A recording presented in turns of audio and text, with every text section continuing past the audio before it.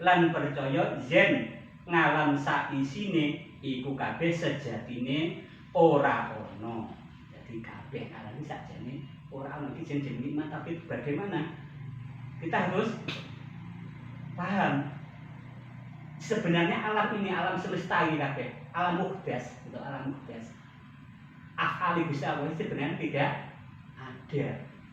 Berarti yang wajib ada siapa? Ya Allah. Makhluk itu ada karena diadakan. Enggak ada, ya terserah Gusti Allah, enggak diadakan.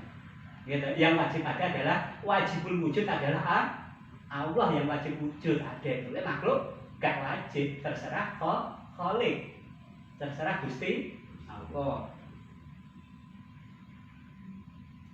Terus jadi alam ora ono, alam ora ono, isine ora ono, jasad ora ono, urip ora ono, wujud ora ono, rupa ora ono, aran ora ono, gawe uga ora ono, mung kari Allah bloko kang ono. Dadi loro ora ono, penak ora ono, loro ora ono, akeh ora ono, yakni ora ono loro, ora ono penak, ora ono loro, ora ono akeh, kari siji kari Allah bloko. Tapi ora nek omong alam mau terus bahwa alam semua ini mulai dunia kubur akhirat mulai bumi lagi napa iki? Dunia ini sak akhirate kabeh kan ora enek sing wajib ana wong kan Gusti Allah. Berarti jelas lek tenggone makhluk kita sebagai manusia yo berarti ora enek loro ya ora enek penak, ora enek loro, ora enek akeh ya ora enek titik kabeh kuwi ora enek kabeh. Ngomongnya ora enek berarti wajib ana kan nang Gusti Allah. Terus iya kaya mengkono iku imane wong ahli tauhid lan uga kena diarani iman tauhid. Paham ta? Jadi bahasan iman tauhid iki modelnya harus bagaimana? Ya berarti harus paham iman ikrar, iman tasdik. Nah, tasdik ikrar itu sudah ada, sudah kita pahami. Iman tasdik, tasdik ikrar, terus iman yakin atau khairul yakin atau iman ainul yakin sama aja. Terus iman hakul yakin, terus ditambahin iman apa? Iki iman. Tapi modelnya itu tadi butuh wis kita pahami. Ketambahan imannya, nggih. Paham bahwa kabeh kuwi ora ana, nggih ta? Alam dunya sak akhirate kabeh mergo kok itu mudas atau afali Gusti Allah. Berarti sing wajibane sapa? Sakjane Gusti Allah. Omong inna sholati wa nusuki wa mahyaya wa mamati lillahi rabbil alamin. Omongnya ya salatku, ibadahku, uripku, matku kabeh wae Gusti Allah kok sing diakoni. Nggih ta? Hakikate kok ning ati kok sing diakoni berarti ya dong temu.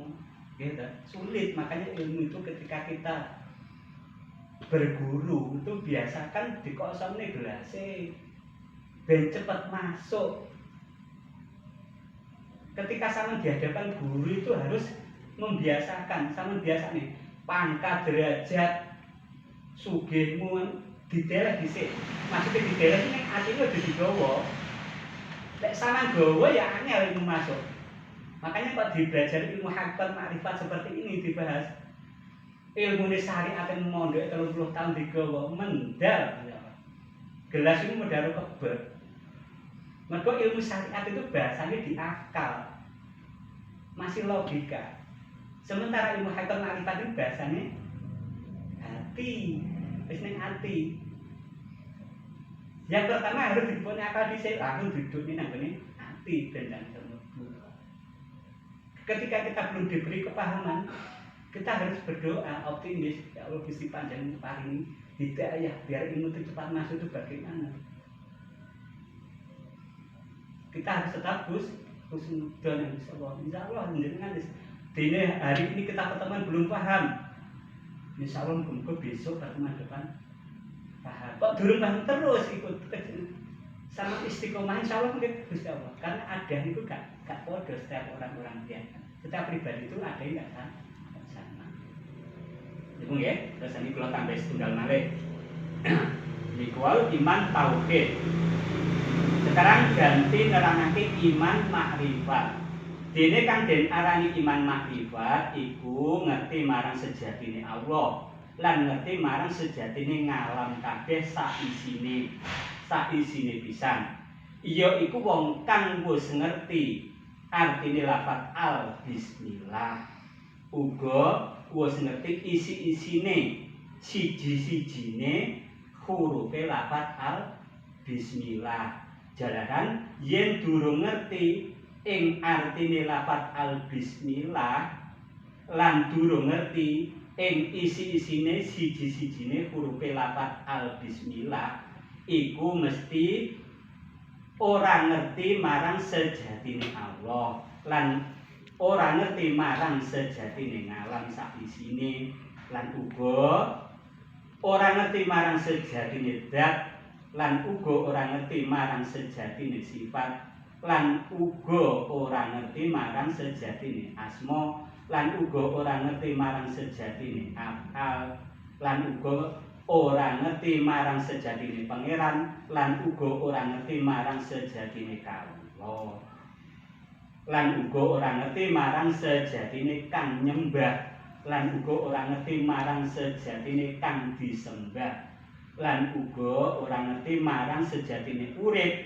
lan uga ora ngerti marang sejatine pati lan uga ora ngerti marang sejatine urip lan uga ora ngerti marang sejatine awak lan uga ora ngerti marang sejatine asal mulane urip lan uga ora ngerti marang sejatine asal mulane awak lan uga ora ngerti gawene urip lan uga ora ngerti gawene awak lan uga ora ngerti dadine urip lan uga ora ngerti dadine awak lan ora ngerti panggonane urip lan uga ora ngerti panggonane awak lan uga ora ngerti manggone urip lan uga ora ngerti manggone awak lan uga ora ngerti tekane urip lan uga ora ngerti tekane awak lan uga ora ngerti lungane urip lan uga ora ngerti lungane awak